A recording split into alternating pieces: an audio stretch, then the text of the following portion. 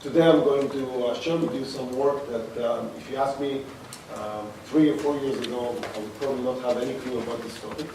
But now I'm convinced that this is not only an important set of problems, but really a domain that, as a community, we have all the pieces to be major players.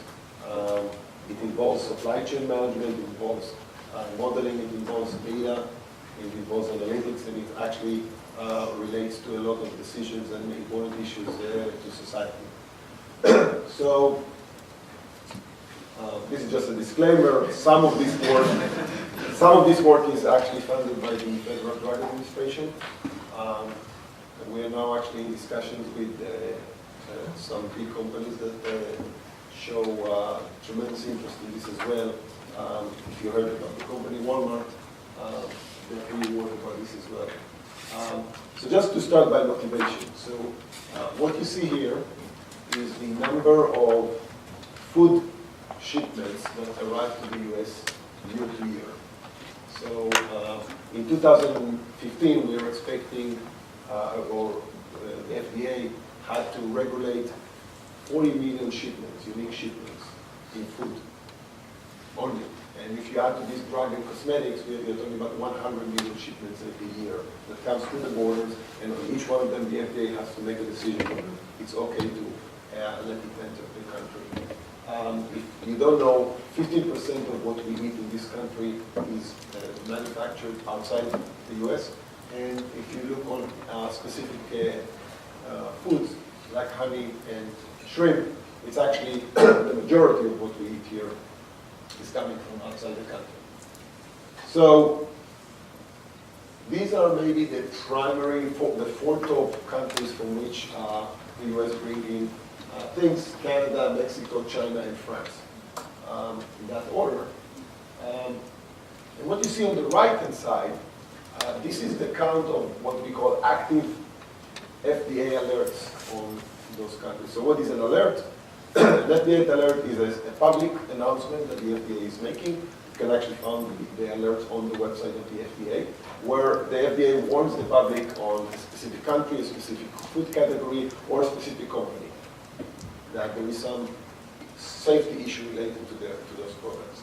And it's not, you don't need to be a genius in mathematics to see that the number of alerts that you have in China is significantly higher compared to the volume that is coming out of China. And in fact, food safety is, if you think about food safety in the global context, China is a major player, though the only player, and our research so far has been focusing on China, but now we are extending to other places. But beyond the global impact of China on other countries, I think that it's fair to say that for China itself, internally, food safety is maybe one of the most major social challenges that the society and the government in China are facing.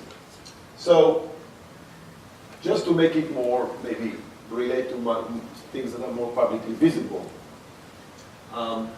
food safety had at least multiple incidents that became very visible to the public. So maybe the most known incident is the incidence of melamine, where farmers added a compound called melamine to the milk in order to increase the perceived protein level in the milk.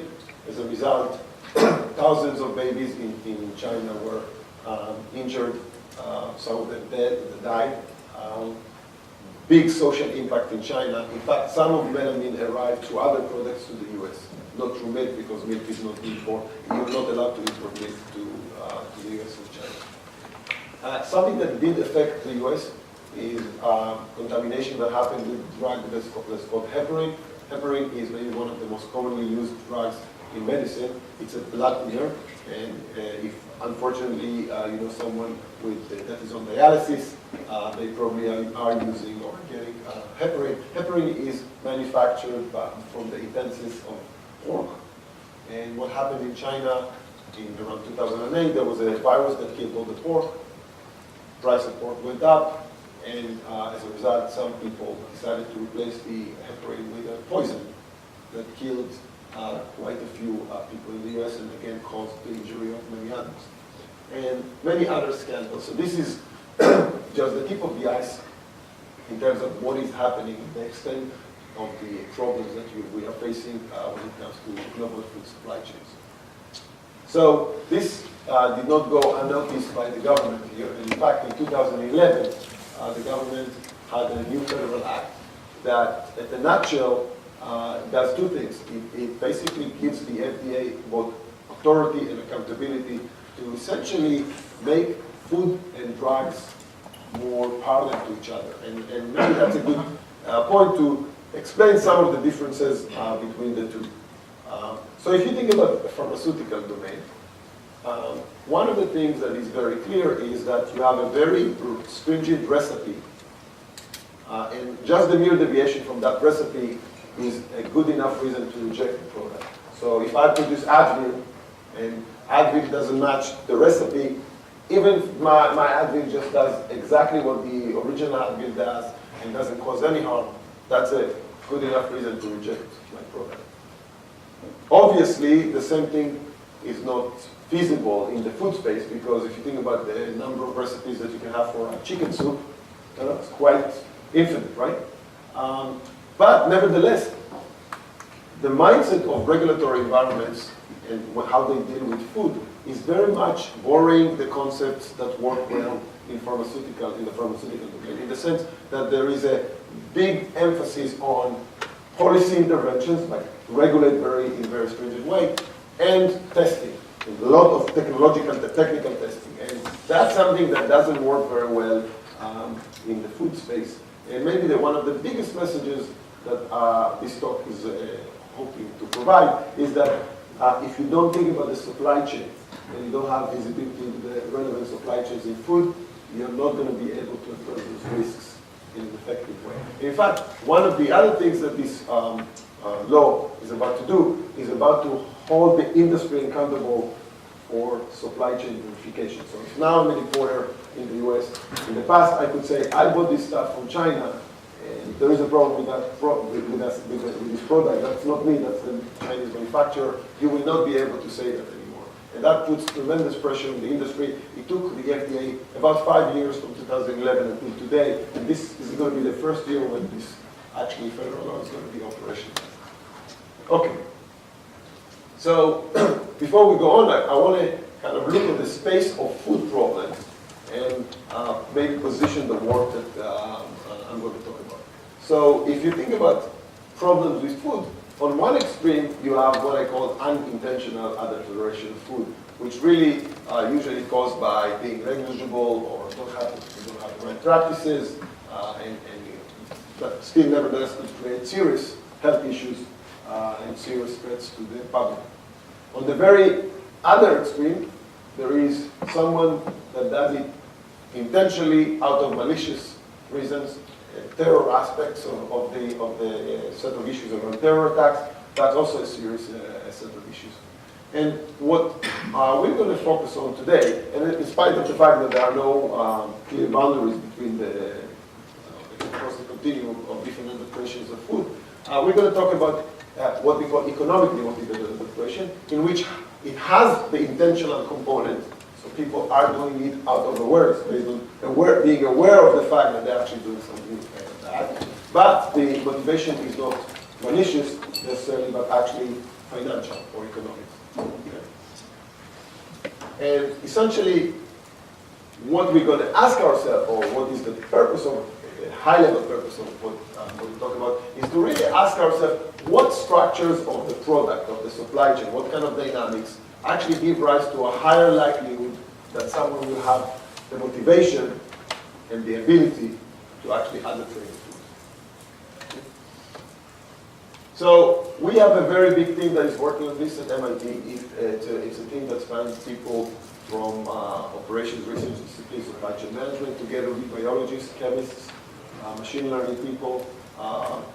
And we actually working on multiple efforts here. I'm not going to go over all of them, but I want to talk about the thing in the center here, which is maybe the kind of core intellectual framework that we're trying to work with, which is really looking on what are the technical and socio-economic characteristics and conditions of the supply chain, the people in the supply chain, the regulatory environment, the economic environment that make adulteration more likely to occur, and its impact may be more,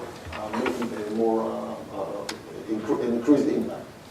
And in order to do that, we did a lot of specific case studies, looked at large-scale analysis of data, do a lot of technical analysis, and also getting to reveal many new data sources that can be used to actually study this topic. And to some extent, that's a major part, one of the major parts of the innovation here. So I'm going to try and give you today a hint of two aspects of the work.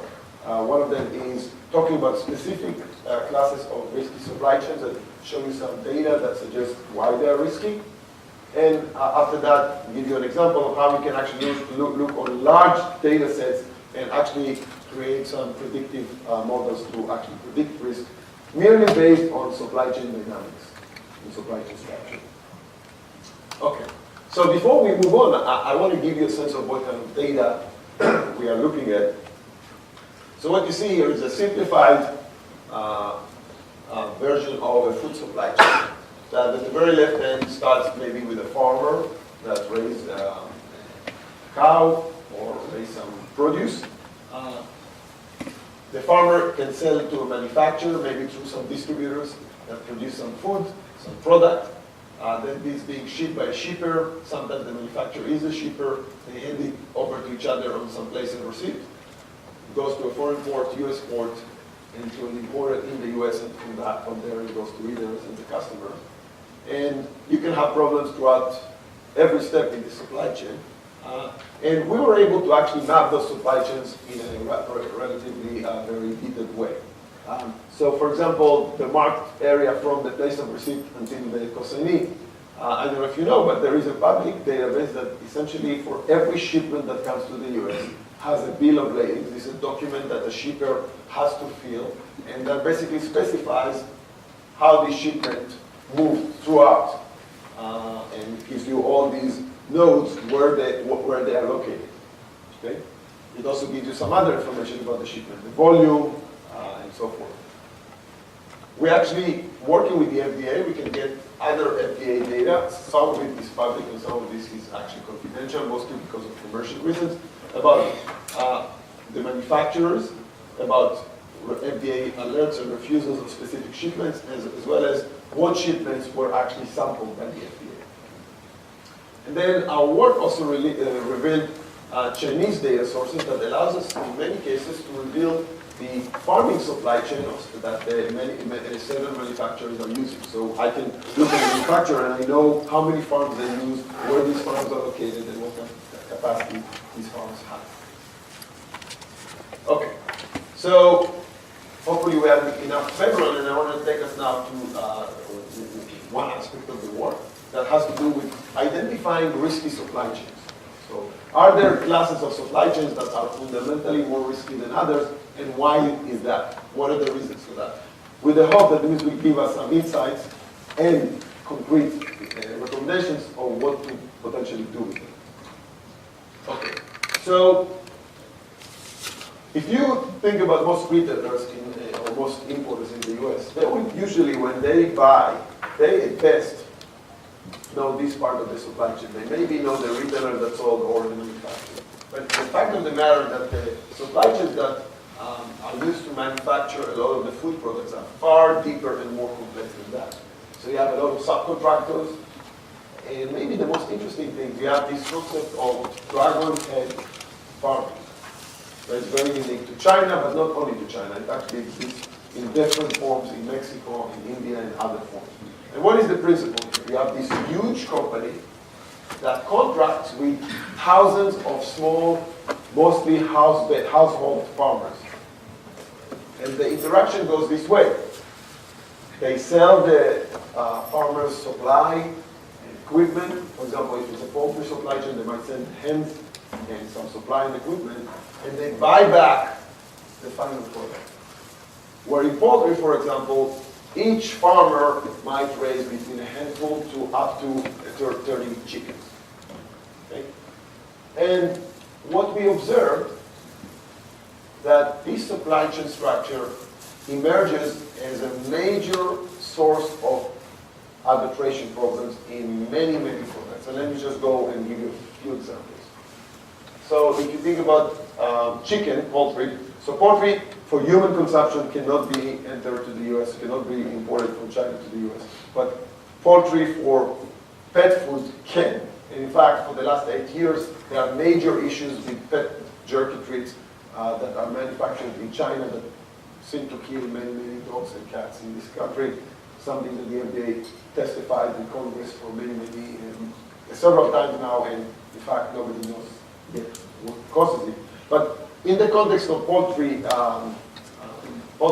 avian flu outbreaks in 2006 has caused extensive use of antibiotics, chemotherapy drugs, and herbal medicine by farmers to treat avian flu. In fact, our team mapped 94 contaminants, 94 compounds that are illegal, that are being used currently in poultry farming in China.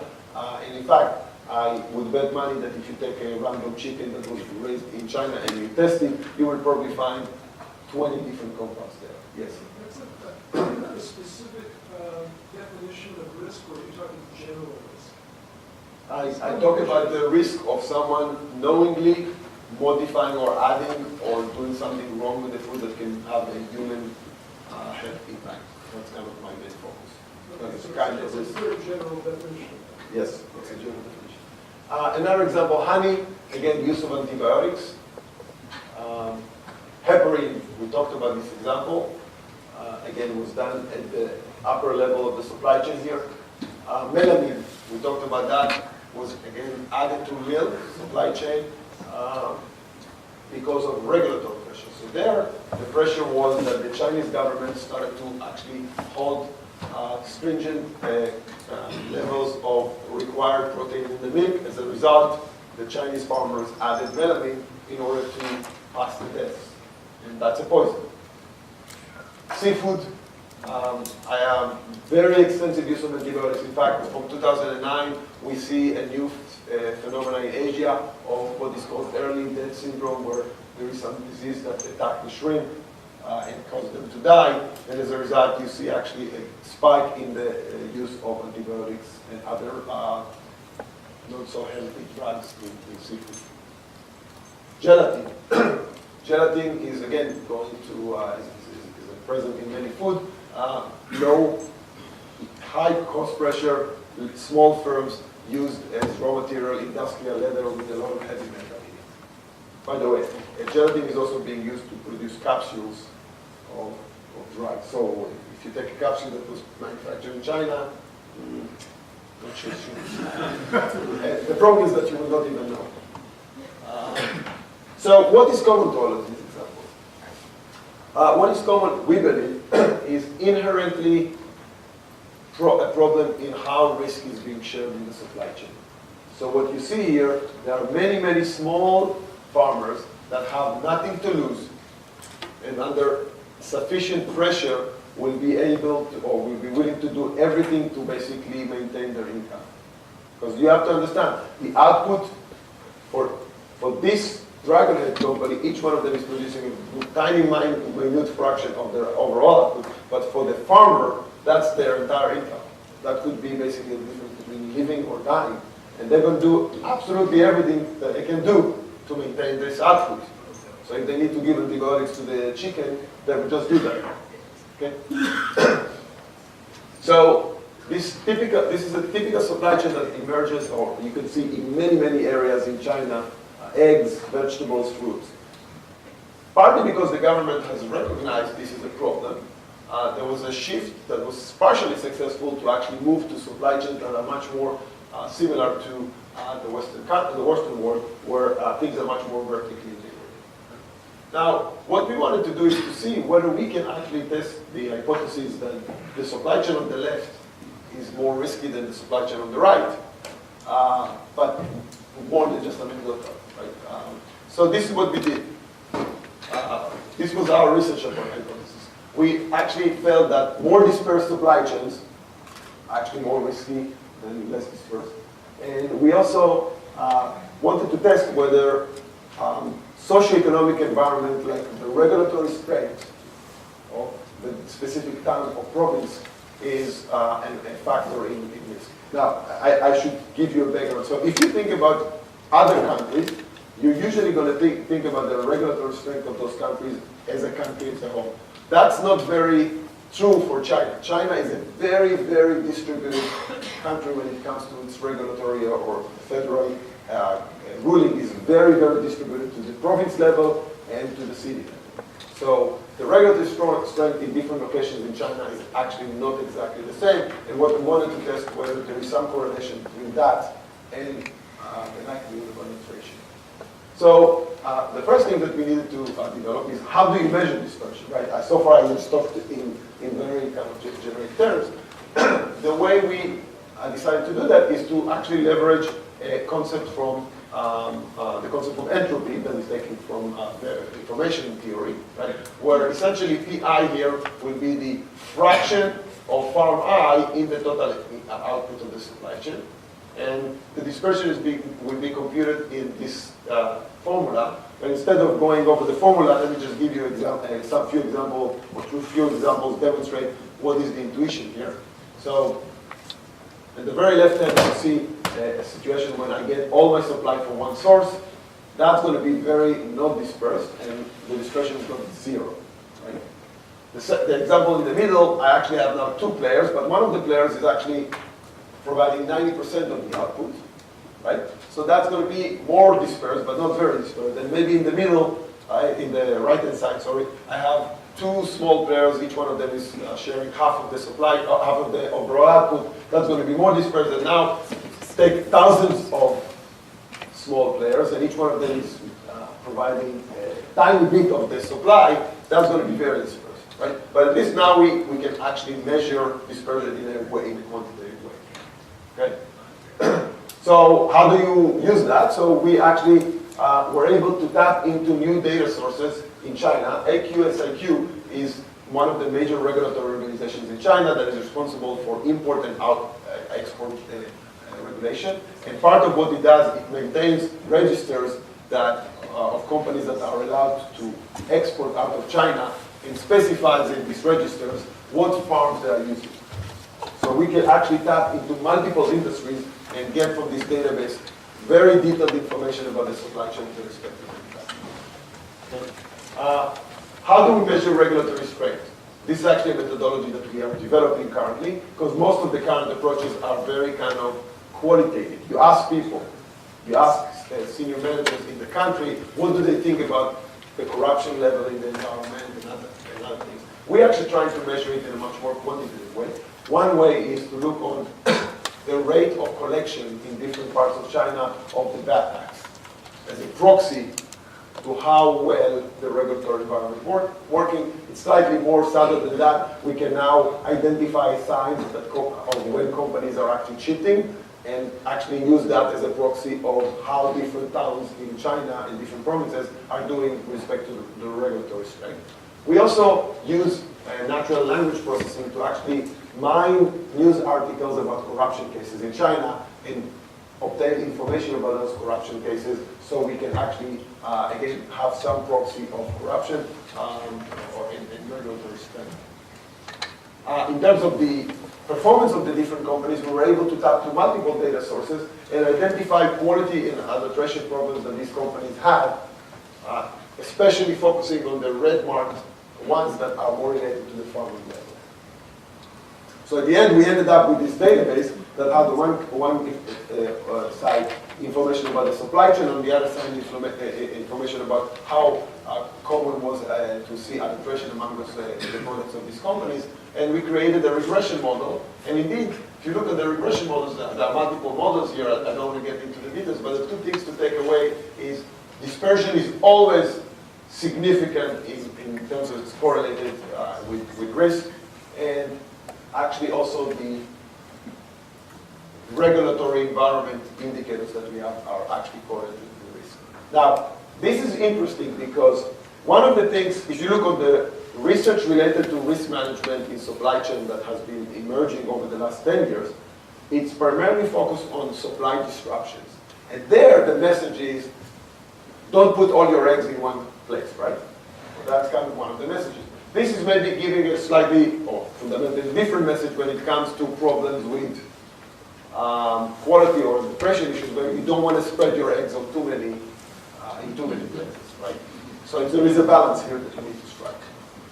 Okay, so the second example is really about large data sets and large data, and how can you use that to predict risk, where the idea here is, can we take what we know about the supply chains or shipping supply chains and inform decisions that regulatory environments and maybe companies need to make?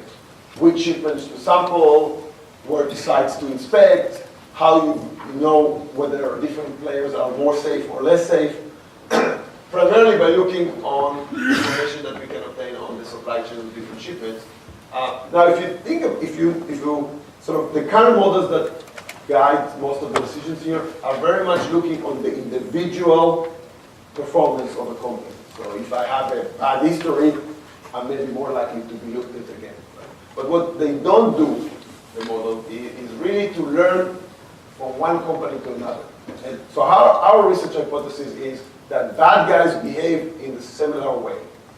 And that way is different than how good guys would behave. Right? And we wanted to test whether that's actually something that the data supports. Right? So we used a lot of data sets. This is a data that allows you to understand whether which companies are risky or not. So we looked on FDA alerts. This is public information. We looked on refusals, how many shipments of different companies were refused. This is, again, public information. What was helping us, that we also knew from the FDA, how many times each company was sampled. Right? So this is actually the confidential information that we were able to get just because we worked with the FDA. But we use that to basically rank companies based on the fraction of refusals that they have over the total number of shipments that were sampled. High-risk manufacturers were companies that were in the upper percentile of the list. Low risk were all the other ones. But we had a lot of unknown companies, right? So there is a sensory problem here that some of the companies were never sampled. In fact, about 25 to 30% of the companies were never sampled. Just if the FDA is able to sample maybe 1% of all the shipments that they get. That's the capacity currently. So you can imagine that you have, for most of the companies, you might not have, or for many of them, you might not have a lot of data. Shrimp is probably a place where they sample a lot, 2-3%. That's a lot, right? Okay. So just to give you a sense of the data, 850,000 shipments over this period of time. We focused on the 7 top importers into the US in Asia because it's the most problematic area. 1,300 manufacturers, about a quarter of them were never sampled, so they are unknown. Okay? So the hope is maybe if you show yourself that you can actually predict very well, that might actually inform what are the next unknown companies you want to actually visit or sample. Right? When you think about the types of adulteration in shrimp, so multiple types of adulteration, salmonella is one of them, animal drugs and misbranding is another, but we actually felt that we need to separate these two models. Intentional adulteration, where it's clearly something that you do intentionally, like misbranding, right, or use of antibiotics, versus salmonella that could actually evolve in an unintentional way as well, right? So we actually did 2 separate models. And in fact, you will see that the models do not give the same results. So the framework was Bayesian regression, which essentially, I assume everybody knows regression here, but essentially that's regression, but instead of looking on each coefficient of the regression as one value, you look on the distribution for that value. And the advantage of this framework is that it's actually more robust to actually capture, for example, sampling policy by the FDA and other things. So that's kind of what we use. And here are some results. So this is the global Asia unintentional adulteration. What you see here is in the orange features are the ones that are significant, and the plus or minus will give you the direction. So for example, your number of consignees, the importers that you work with, is predictive. So again, complexity of the supply chain and how disparate is the supply chain is an important feature. How different the weight you have across different cosignees. Again, something very similar to dispersion here. And distance. Distance also, not surprising, shrink is a perishable good.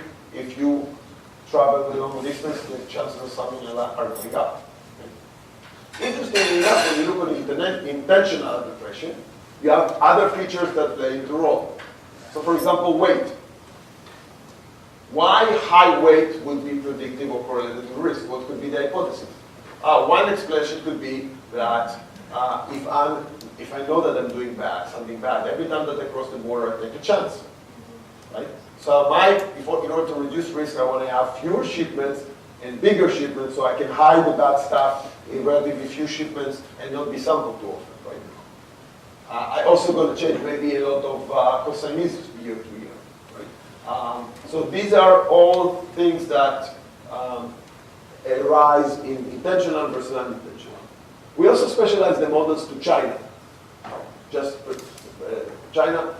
The interesting thing that I want to highlight here, in China we also, again, added the tax collection, and you see, the more tax you collect from a province, the less likely is that you're going to have intentional adulteration occurring in a company coming from that area of China. So this is very exciting. If we actually look on our performance alpha sample, so we train the model on we randomly partition the data, we train the model and then predict out the sample, we get actually quite nice results. So just to give you a sense of what, if you randomly do things, it's going to be half. If you have perfect information, it's going to be 1. So we are doing something that is 0.72, 0.73. That's actually much better than random. So it's better. It's not perfect, and that's even without actually trying to learn it actively with the MBA. That's like only retrospective kind of things. But we also, you can see here, this is an analysis that we did of looking on the ranking that the model that we have produces across all the manufacturers versus the actual ranking from the data and how correlated they are. So you see that we actually do much better with intentional versus non-intentional, which makes sense because when you do something intentionally, you are going to likely have more common characteristics or predictable characteristics of what you're going to try to do. So let me just conclude and then open up to questions if you have. If you have time. So supply chain matters. And I think that the premise that just by testing you're going to be able to solve this problem that I think many regulatory organizations have is false. And you really need to combine testing with deep supply chain visibility, that collecting information about the supply chain from multiple sensors and be able to integrate them within modeling to actually predict risk proactively. There are many food supply chain risk drivers. Some of them are structure, some of them are about visibility, some of them are about socioeconomic environment. How do you actually model? And what kind of key indicators you need to follow in order to understand the risk? So I mentioned the early syndrome death, the early death syndrome of shrimp. We just saw that. We saw the outbreak in 2009, the outbreak in 2013. We said, they must have had more violations on antibiotics. This was just our intuition. We looked at the data, indeed, that was happening. So things are, you can actually use a lot of information. The question is what? To actually predict the overall risk in the environment with respect to some supply chain. Supply chain analytics seems to be able to play a major role here.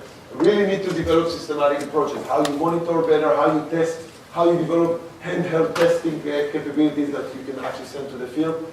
In fact, one of the issues that you have today in this space is that most testing methods are aimed at one specific compound that you need to know about it in advance. That's not going to work in this space. You need to develop things that are much more robust, and then you need to develop the analytics to actually be able to take that input and use that within supply chain intelligence to actually improve the ability to react. And we're actually hoping to pilot some of these ideas in the field in the near future. The FDA is quite excited about some of this, and hopefully we'll pilot. Thank you very much.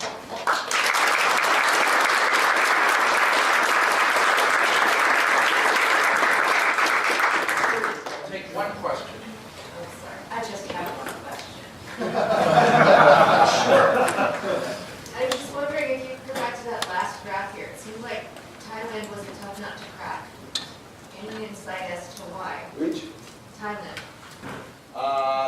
Yeah, so it could be that the data, so remember, the data that we have now is not equally distributed among all countries. So I think that in Thailand we just don't have as much data on unintentional adulterations or intentional, so it's not being sampled very, very effectively. So you could have some countries, only data about a few companies, so it's harder to actually be very predictive.